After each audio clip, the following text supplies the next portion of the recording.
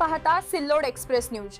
सिल्लोड तालुक्यात पंचायत समिती जिल्हा परिषद निवडणुकीत चुरशीच्या लढतीत शिवसेना भाजपमध्ये जोरदार सामना। काही ठिकाणी हजारोंच्या फरकानं तर काही ठिकाणी अवघ्या काही मतांनी विजय।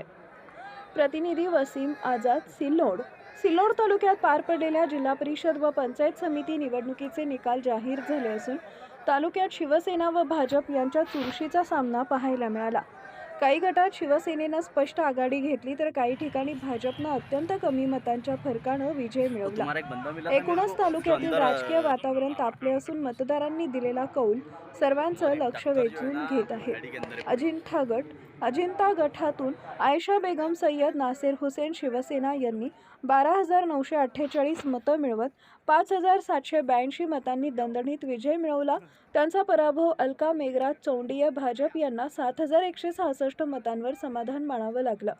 अजिंठा गण रजीना बेगम अब्दुल समद अल महम्मदी शिवसेना 8,370 मते पराभूत। सबियाबी शाकीर कुरेशी भाजप 1,824 मतं 6,446 मतांनी शिवसेनेचा विजय।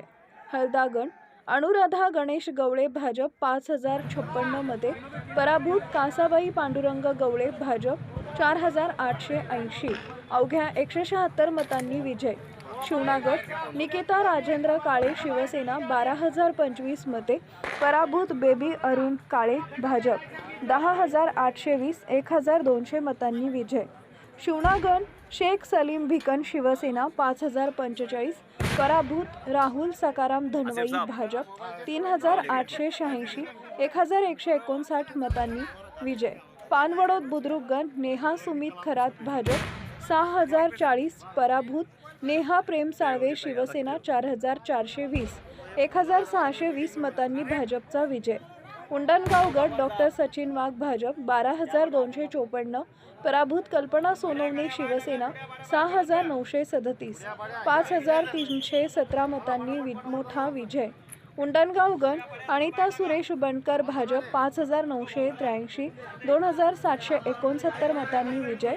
हट्टीगण गजानन सांडू जाधव भाजप 5,431 1,102 मतांनी विजयी। अंभई गट अब्दुल सामीर अब्दुल सत्तार शिवसेना 12,746 पराभूत। त्र्यंबक गव्हाणे भाजप 9,311 3,425 मतांनी विजयी। अंभई गण रजनी नगरे शिवसेना विजयी। केळगावगण तुळसा कौठाळे भाजप विजयी।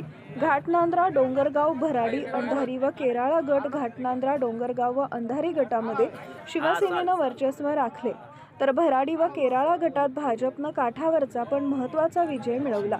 विशेष म्हणजे भराडी गणमध्ये अवघ्या 34 मतांनी भाजप उमेदवार विजयी ठरले तर केराळा गटात फक्त 131 मतांनी निकाल लागला, ज्यामुळे निवडणूक अधिकच थरारक ठरली। तालुक्याचा कौल काय सांगतो? या निवडणुकीत मतदारांनी विकास, स्थानिक नेतृत्व व कामगिरीला प्राधान्य दिल्याचं चित्र स्पष्ट झालंय। काही ठिकाणी प्रचंड मताधिक्य तर काही ठिकाणी श्वास रोखून धरणारे निकाल लागल्यानं सिल्लोड तालुक्याची राजकीय समीकरणं पुन्हा एकदा चर्चेत आली आहेत।